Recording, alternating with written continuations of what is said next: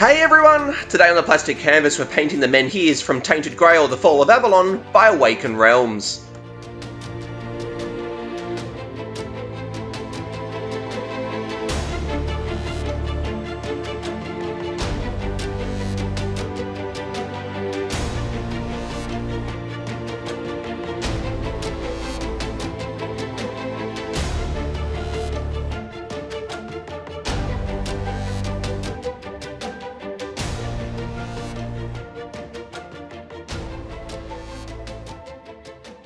Hey everyone, Matty from the Plastic Canvas and welcome to the fourth episode in this Tainted Grail painting series. And today we are painting the Menhirs. These are the large stone statues that you find across the landscape that you need to keep returning to make sure that they stay lit to keep the weirdness or the evil at bay in this story-based exploration game by Awakened Realms.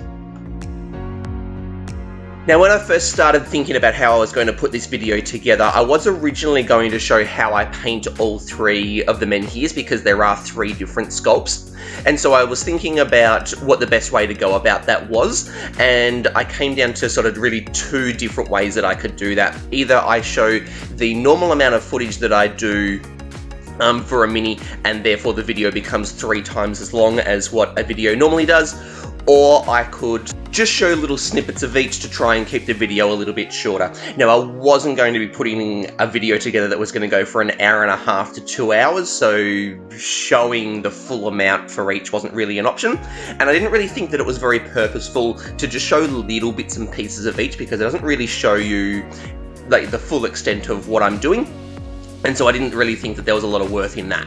And I also noticed that when I started to look really closely at them to see how I was going to paint each of the different parts and the different colours that I was going to use, that for like 95% of the actual painting to be done is exactly the same from one Menhir to the next. So in terms of the stonework and the timber that I do for the skeletons and the OSL from the candles, all of that's exactly the same. There's just little differences from one to the next. So because I sort of figured, well, you'd be seeing just basically the same steps done 3 times in a row, there just wasn't really a lot of worth in showing you how I paint all 3. So if you're using this video as a guide for how to paint the Menhirs, just take what you see from this one and you can just easily apply it to the others. But yeah, for the video to try and keep the length down a little bit, but also keep it really purposeful, just going to show you how I paint this Menhir, but at the end, as you know, I do with each video, there'll be photos, and there'll be photos there of all 3 if you want to see what all of them end up looking like. Alright, so now let's get into talking about how I'm actually painting the Menhirs. So I started with a Zenithal Prime, as I always do, but because I knew I was going to be laying down that base coat for the stone with my airbrush, it's being used as pre-shading. So because the paint from the airbrush comes out naturally so much thinner than laying paint down with a normal brush, the different tones from the prime still come through. So the upper sections of the Menhir are already looking a bit brighter than the darker sections. Now what I also did as I was spraying that grey for the stonework is I made sure that I sprayed from a bit of a high-ish angle, not super high, but just a bit elevated, so that the sections of the stone that are like in those really deep recesses and right underneath bits of the stone that are jutting out, that they stay black, and that's just another way of keeping those really deep shadows there, so that there's a bit of form and contrast already being built, just so it looks like, yeah, the upper sections are brighter than those darker sections. And then I went straight into doing a black wash over the entire mini just to bring the texture and detail out a bit more, because there is a lot of detail and nooks and crannies and things like that, and I wanted to start to bring that out and also deepen those shadows a little bit more. But what I did is I mixed in some Lamium Medium just to help thin it down. Now this is the first time that I've used Lamium Medium. In the past, if I've wanted to thin the wash down a little bit, I've mixed it with water. And if you do the same, I cannot highly recommend getting some of the medium enough and using that, because it really just helped to keep the proper consistency of the wash rather than just thinning it down, and so it really helped to, so first of all it diluted it so that it didn't darken the mini too much, but also it really kept that nice flow, really helped it just to go into all those nooks and crannies and just started to bring out some of that definition. And now here I'm just getting into doing a dry brush just to start to add some form and bring out a bit more of the texture. But what I'm going to do here is just jump to another mini that I've painted that has similar stonework. Alright, so this guy here is the Underlord from Arcadia Quest Inferno, and you can see that stone throne that he's sitting on is a very similar stone effect to what I'm going for back with the Menhirs. Now I'm just jumping to this guy here at the moment because I wanted to show you what it's going to end up looking like, but explain the whole process that I went through, so that then when we go back to the Menhirs and I continue, you already know exactly why I'm doing each of the different steps that I do. So just like with the Menhirs, I started this off with a Zenithal Prime, and then sprayed with my airbrush the base coat for the stones. I just used that mid-tone grey. And the reason I used a mid-tone grey was because I knew I was going to be putting that black wash on. I didn't want it to go too dark. I still wanted room to come back up with the highlights. So just using that mid-tone grey, let it go darker with the wash, but not too far. And then put that black wash on, just sort of flow into all those little nooks and crannies, bring out the texture and the detail and further deepen some of those shadows. And then I started to build up the highlights by dry brushing. What I found though was that when I sort of got to the end of the dry brushing, because it was several layers of highlighting, inevitably some of the bristles had accidentally, gone into some of those little recesses and had picked out some of what should be shadows and showing the texture that had been sort of brought out in the highlighting color, and quite a bit of the texture had been lost. So it ended up looking a lot more flat than what I actually wanted it to. So I left it there, but what I did is I put another black wash over the top, and that flowed back into all of those recesses and brought the texture back out. Now what it had also done is, because I had that contrast from the highlighting with the dry brush, is that to a degree that still came through with the wash. So there were brighter and darker sections, obviously to a much lesser degree than what there was before the wash, but it was still there. So what that meant is that I could then very carefully go around and just do like a normal highlight, so just with a normal brush, and just pick out the raised sections of each of the rocks to make sure that the texture was brought out without accidentally going into any of the recesses that are helping to, to show the texture because it's a darker section. And so I didn't have to pick out like every single edge, because the tones from the highlighting with the dry brush were coming through, and so I was able to just pick out the most raised edges, and just with my normal brush, just very carefully go around, do a normal highlight, and just build the contrast up that way by just picking out those raised edges. And because that texture now comes out so much more than what it did before, it just makes the stonework look much more defined and a lot crisper, I suppose. And so as we head back to the Menhirs, you'll now get a much better idea of why I'm doing the different stages that I am. Alright, now just coming up here, I'm just showing a quick comparison between the Menhir that's in this video, which is on the far right there, and the other two which I'm painting alongside, but obviously aren't in this video.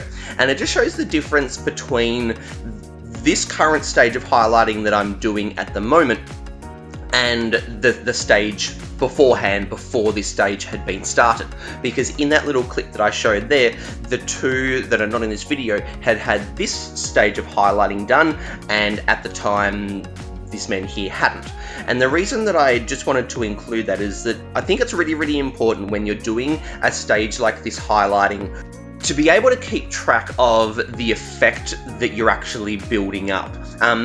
Because it's very easy to sort of fall into that thinking of, this isn't really making much of a difference. Is it actually worth spending the time on this? It's not, I can't even tell what the highlighting's doing. And so the advantage that I had here of having three, menhirs that I'm doing the exact same stages on, is that when I do one level of highlighting to one, I could see the difference that it had made over the other two which hadn't had that same level of highlighting done. And I could do direct comparisons and see the impact that it was having. And that really helped me to keep on going, because I could see that it was having the impact that I wanted it to. Whereas if I only had one and I didn't really have anything to compare it to, I may have stopped earlier, because without actually being able to see the impact that one layer of highlighting was having over the previous one, I mightn't have really thought it was worth it. So what I think is actually a really, really good idea, and might be something that I do sort of going forward, is if you're painting something that is going to be built up over several layers, it's not a bad idea to sort of maybe take some photos along the way, so that when you do a stage, you then can compare it back to a previous one.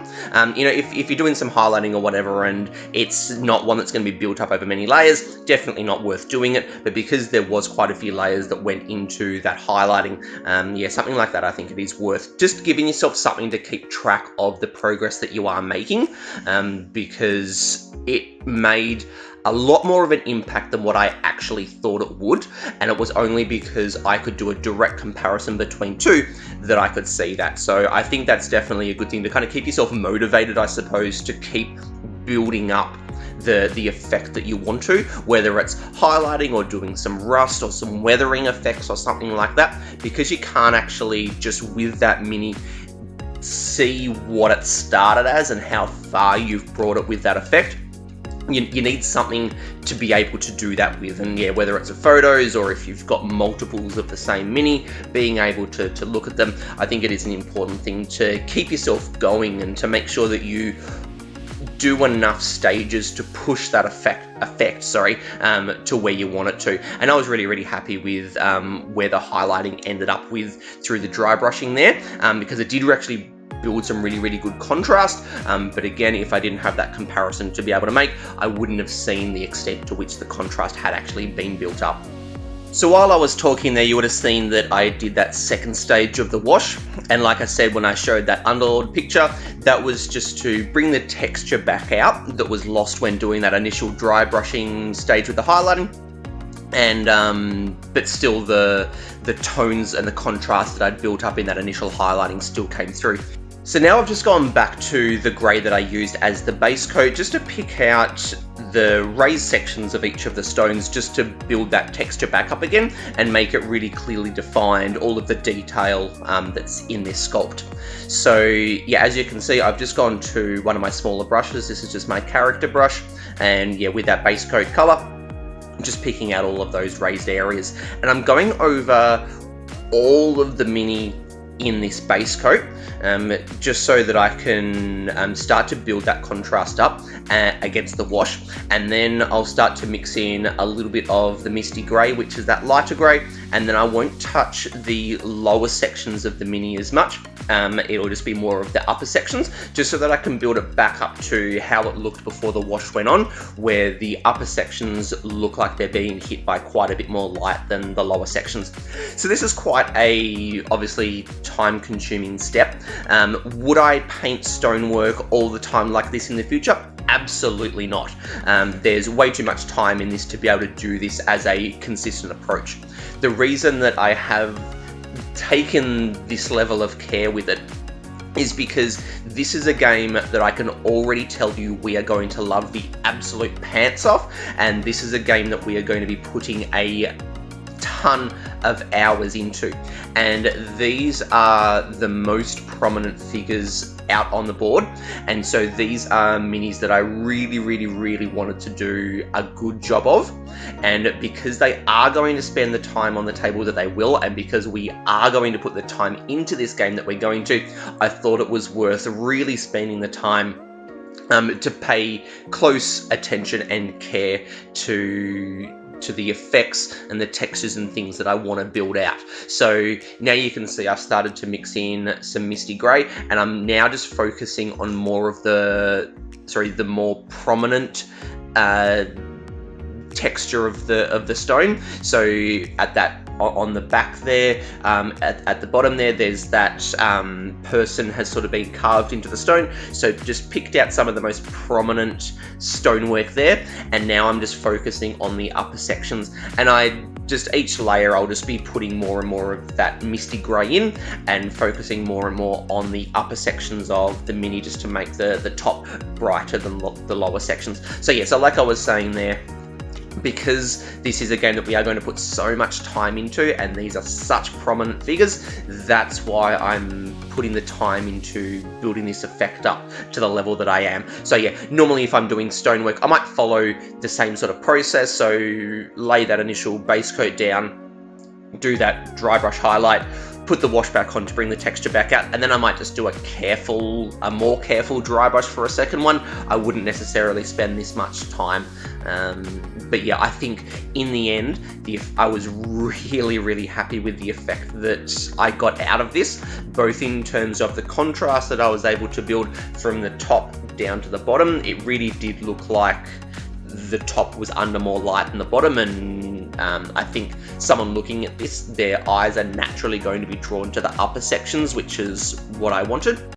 But then also beyond the contrast that I was able to build, just the actual effect of the stone itself, I really do think it looked like stonework, and that was, obviously what I was going for. So I was definitely happy to put in the time, because the result in the end I was really happy with.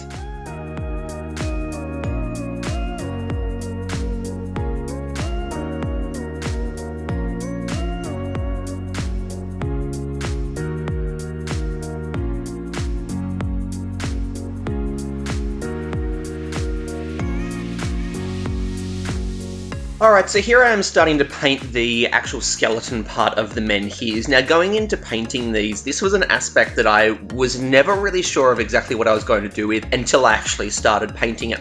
Because these are obviously stone statues, and there's very clear stonework texture on, most of the mini. But the skeleton always looked to me as though it had a timber texture to it, but what I wasn't sure of, whether it was actually timber set into the stone or whether it was stone carved to look like timber. So I actually asked Awakened Realms about this. I didn't end up getting a reply to them, but someone did reply to my question and said that in like an early version of the game that they had seen, these were looking like timber. So that's what I ended up going with. So to me, it's kind of like all of the stonework has been carved out, and then the skeleton has been carved out of wood and then set into the stone. So that's what I ended up going with here. And it was also a way of adding a contrasting element to all of the stonework, because as I have talked about in the past, I try to avoid having too much of just one color, because it ends up just making the mini look a bit flat and just almost sort of, not monotonous, but just very samey. But it also makes it hard for you to kind of settle on something to look at, because all of the detail just kind of ends up blending in together. So adding the timber was just a way of adding a different element in that kind of broke up all of that stonework. So you can see I just used one of my mid-tone browns there to do the base coat, threw the brown wash over the top, and I was pretty heavy-handed with it because I really wanted to darken it down quite a bit so that it gave me lots of room to come back up with the highlighting, because I didn't want to do any actual shading. The wash itself was the shade.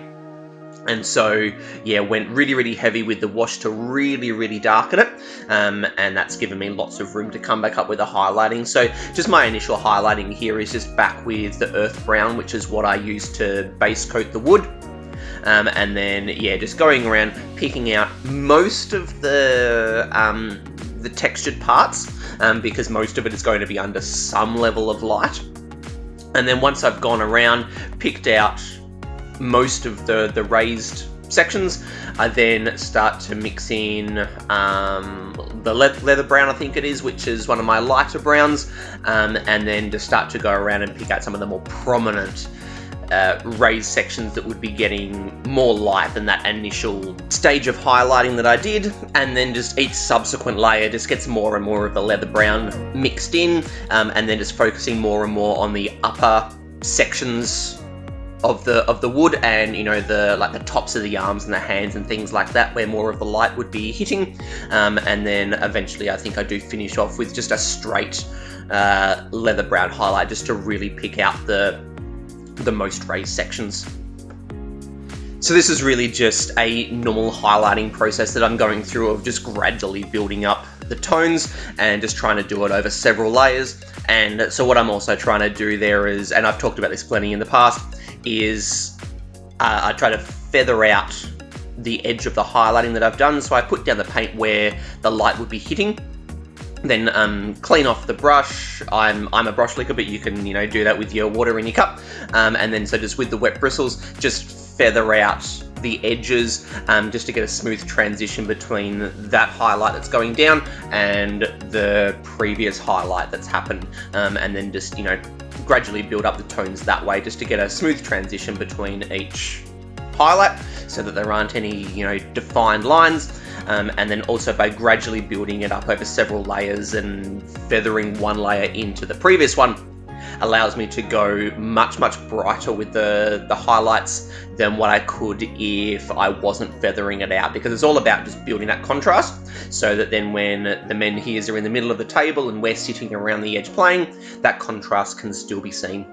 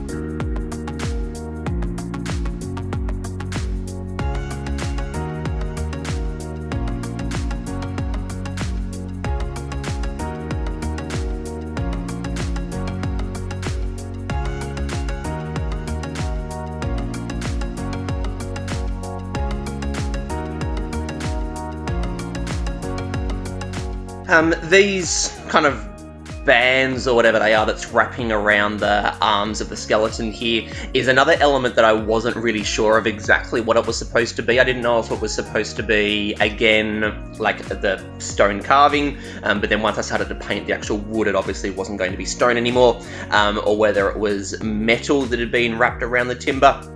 I wasn't really sure, so what I ended up sort of going with was just kind of like cloth that had been tied around the arms to make it look sort of restricted. So I just started with that skeleton bone colour there, just a bit of an off-white, and then with the sepia wash here, I do a couple of layers of this, because I just kind of want it to look like it's kind of like a dirty sort of rags have been torn up and then tied around to bind it, and yeah, so by doing the sepia wash, letting it dry, and then doing another layer or two, it just, yeah, it doesn't make it as dark as the wood, so it still stands out from that, but it just kind of dirties it up. And yeah, look, just so the effect I'm going for there is just, yeah, a dirtied rag that's just been torn up to use as a binding.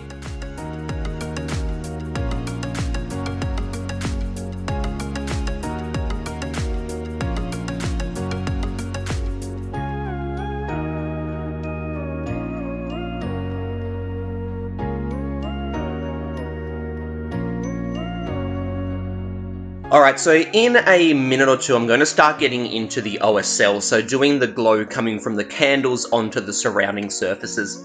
Now heading into this stage, let's just say I was slightly apprehensive about it because I've never properly done OSL before. There's been some little bits here and there that I've done, but it's very, very small amounts, and so this is what I consider to be my first go at OSL.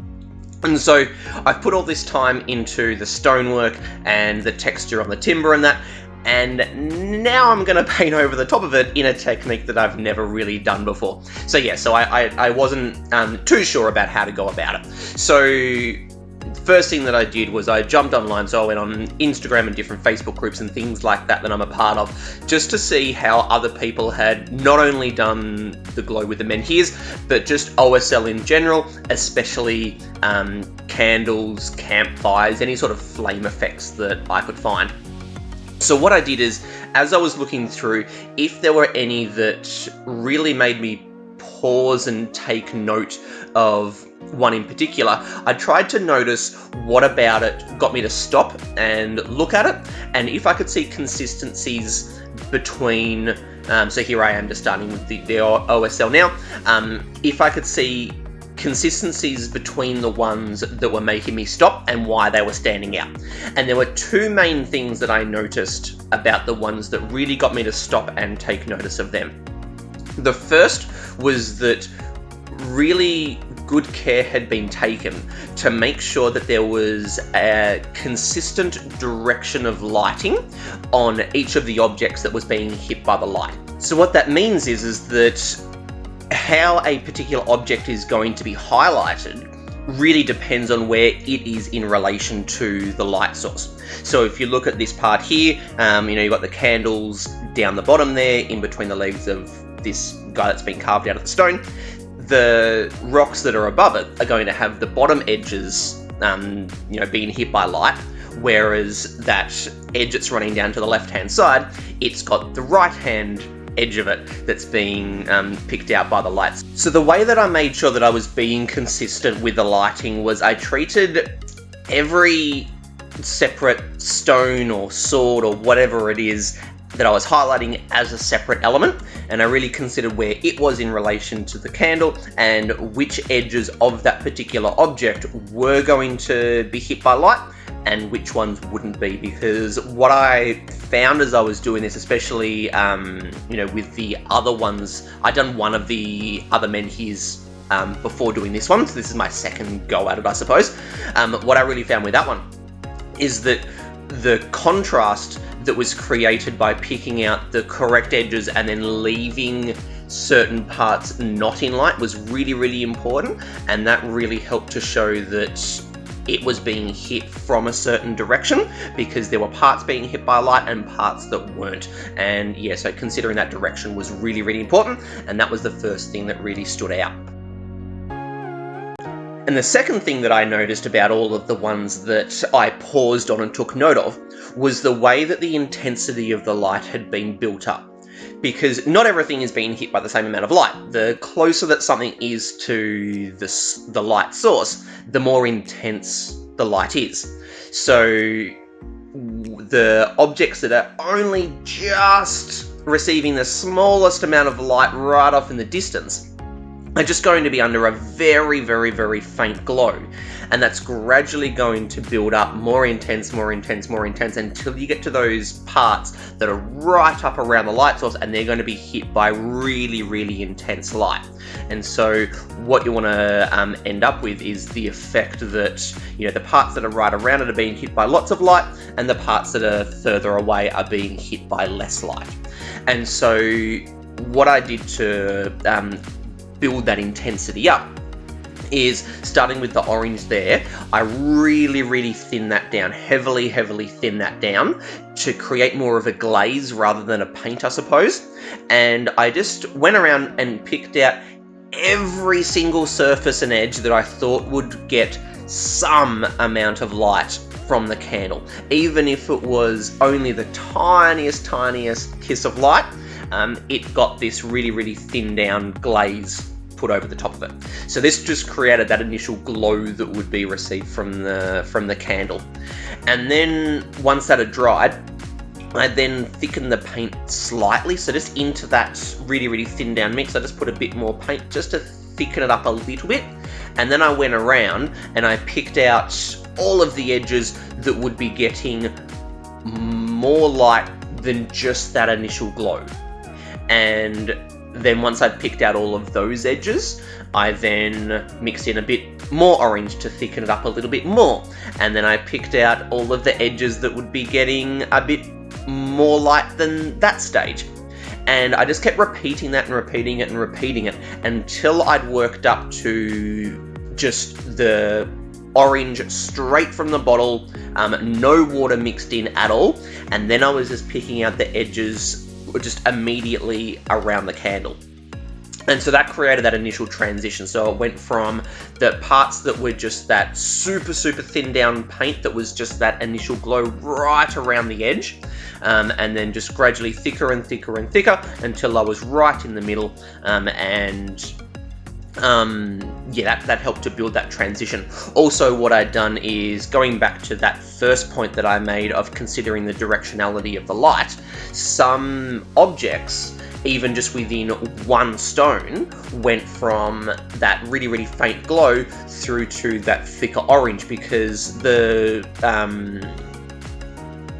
light's going to just touch some parts of it as it sort of curves around and sort of then heads to the side where it's not going to be getting any light, if that sort of makes sense. But the edge of that stone that's closest to the candle, that'll be getting more intense light. So that had quite a good effect, because it made it actually look like the light, even on just that one stone in particular, was gradually fading out.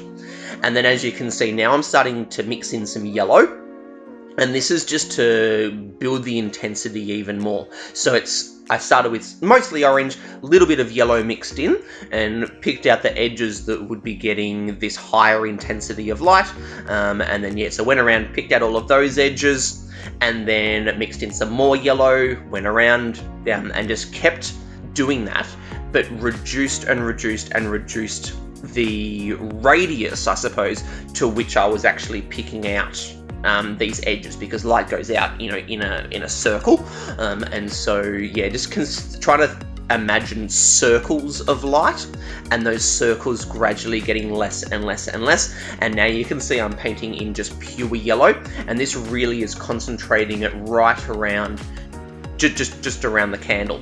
And then after this, I start to mix in some white, and this is to really, really build the intensity, because you do get white light right around it.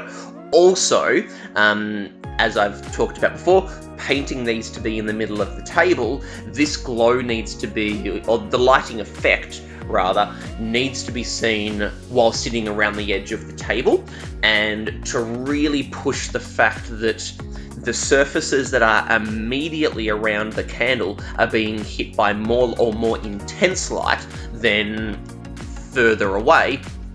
I really, really wanted to just boost that contrast. So I mixed some white into the yellow, and then just, yeah, picked out the edges that are really, really close, feathered them out a little bit, and now I'm using pure white, and this is just like just dots sort of here and there, really, just the edges that are the most closest to the candle.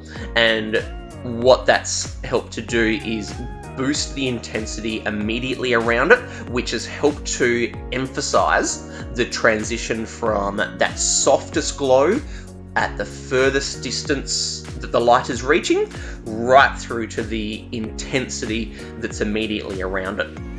And now I'm doing the candles that are on the inside there. I'm not going to show much of this, so quite a lot of this stage is cut out, but it's the exact same process. So everything that I did for the carving on the back, the candles there, is done in the exact same way here. Nothing is different. One thing to note, though, that I did do is, because I wanted to use the lighting to kind of help bring out the forms that are within the sculpt, there were some edges that I picked out that wouldn't necessarily have gotten as intense of the intensity of light as what I actually painted. So on the back there, we've moved on from there, but on the back, up on that person that's been carved out of the stone, kind of up on their hip, upper thigh area, there's the sort of the armor panels have sort of been carved out.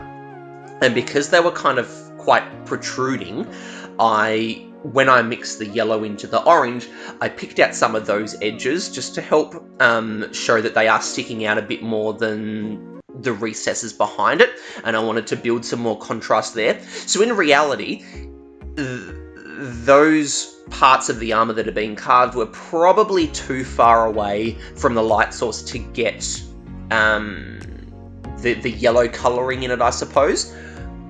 But by picking out some of those edges, and it was only the edges that were really closest to the candle, but by picking out some of those edges with that yellow tone mixed in there, helped to just create that little bit more of a contrast in that area, and it really helped to show that that was an element that was sticking out a bit more than, you know, the other parts that were around it, and it helped to bring that form out a little bit more. So I think in terms of the actual aesthetic and helping to bring the details of the sculpt out, it worked really well for that. I'm happy that I did it, and I think it was probably the right thing to do. But purely in terms of, you know, accurate painting of the light source, that probably shouldn't have been that intense. But yeah, purely just to bring out the details, I think it worked well for that. Now I'm on to painting the light coming off this topmost candle. This is a good example of an area where I will need to develop my my skills with OSL, because I'm really happy with how all of it looked overall, but especially that first area that I did with that person carved out of stone. And why I think I was really happy with that is because there were lots of edges consistent throughout the range of the lighting that I was painting, for me to pick out and really create that gradual transition from the faintest glow right through to the most intense light. Whereas here, you know, there's the hands held up high are around the candle, but then there's nothing until you get to the top of the head. And what that meant is that I didn't have lots of edges in between to create that subtle transition. And I don't think the effect works quite as well up on these candles, or this candle, sorry, as what it did down on the back, because I did have a bit of trouble creating that transition, because there is that large gap where there are no edges to pick out. I'm happy with how it looks immediately around the candle, because I was able to build up to that really intense, that intense light, building up towards the white. I don't think it works quite as well on the top of the head and those stone, like those jagged stones that are coming out to the side, because I kind of needed to pick them out to create the transition. Whether they would actually get hit by light, the top of the head I think definitely would. Whether those jagged stones out to the sides would or not, I'm not sure. I'm no expert on lighting, but yeah, it was just kind of a necessity to help build that transition. I'm still happy with how it looks. Overall, I think the effect works, but yeah, definitely the most happy with that, the stonework at the back, because there were so many edges to be able to pick out. Now, when I got to the end of doing the glow onto all of those surfaces, I then posted some pictures on some various spots and asking for some feedback on it, just to see what people thought. And there were two really good points had been made that I hadn't considered. The first was that I hadn't painted any glow onto the candles themselves, because they were still the initial bone color that I painted them, and you know, that's going to get light from the flame is going to run down through the candle. And the other thing was that the glow that I had painted onto the surfaces immediately around the candle were brighter than the actual flame that I'd painted. So the couple of things that I needed to do was to go back and paint that glow running through the candle and then brighten the flame. And so what I did is I found just went onto Google Images, just searched glowing candle, and this is the picture that I found to work off. And so you can see at the top of the candle, it's quite an intense light, well on the way to being white, and then it gradually transitions down to quite a deep red at the bottom. So now as we head back to the Menhirs, and so that's what I'm trying to replicate here. So I just painted them orange initially, and then mixed some red and orange together. Just started that at the bottom and blended it up, and then finished with just red right at the bottom, just to build that contrast a little bit and emphasize the dullness of the glow at the bottom, because it's going to be cooler at the bottom than it is at the top. And then now I'm mixing yellow and orange together, and just, starting at the top, feathering that down to blend down into the red. And then I'll finish it off with just yellow, and then start to mix the yellow and the white together, and then finish off with just a ring of pure white around the top, just to really build that intensity of the light at the top. And then to do the flame, I just work a bit of white into that, just to brighten it up, make it look more intense, so that the colouring that I've painted on the surfaces immediately around it are not brighter, or are at least the same as the flame itself, just to make it look more correct. So that was some really good feedback that I got, and there were a couple of things that I hadn't actually considered, but I really think that helped the effect, just to build that depth of colour and just make it look a bit more right, I suppose, for lack of a better word.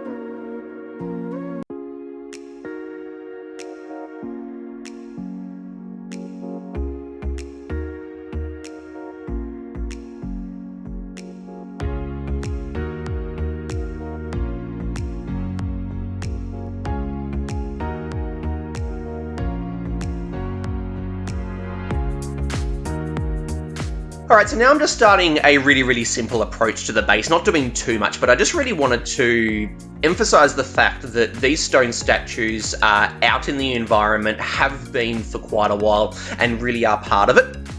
So I just laid down just a brown base coat there, now just the brown wash, just to bring the texture out a little bit and just kind of muddy it up a little bit. But then also what I do is I try and create like a bit of a mud sort of effect running up part of the menhir, just because, maybe through wind and things like that, it will have gotten dirty over time.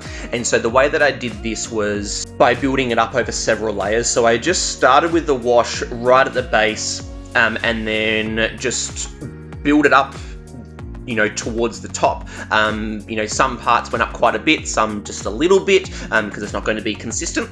And then after it dried, then repeated the same process, but just didn't extend the wash up quite as far, because the more layers that it's obviously built up with, the darker and more intense it's going to be.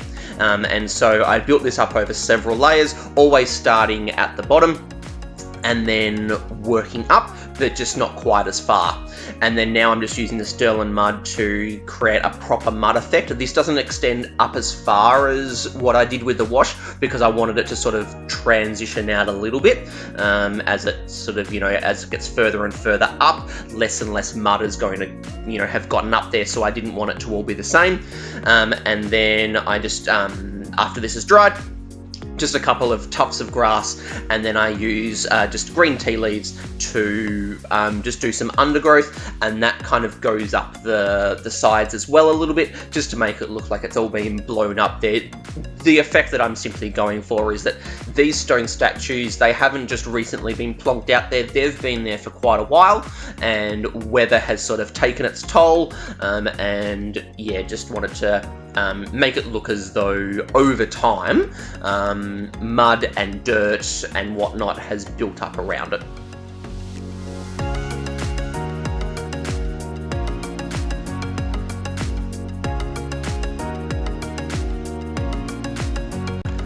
Alright, so with these last couple of bits being done on the base and then just painting the ring around the bottom of it black to keep the focus on the vegetation and the menhir itself, we're done. So thank you very, very much for watching this video. This is one that took quite a while to put together when I consider the time that went into painting them, because I did paint all three alongside each other, kept repeating the steps, and so yeah, this was probably in terms of time the project that I've put the most amount of time into, and I'm really, really happy with where this ended up. There's quite a few different techniques and elements that have gone into this to build up to the final effect and to really kind of sell the story, I suppose, of what these are, because that is such an important element of this game. So thank you very, very much for spending some time to watch me paint this. Please do hit the like button if you enjoyed it, and make sure you hit the subscribe button if you want to see more videos. I do have more from Tainted Grail coming out, and other games are arriving as well from Kickstarter, so there'll be more games being painted as well. Please do leave a comment down the bottom, something that you like about the video and something that you think can be improved, and please make sure that you stop by the Facebook, Twitter and Instagram accounts that I've made for this channel, where you can see what I'm doing at the time and what's going to be coming out in the near future. But yeah, so with all that being said, this is Matt from the Plastic Canvas signing out. Happy painting, everyone. Cheers.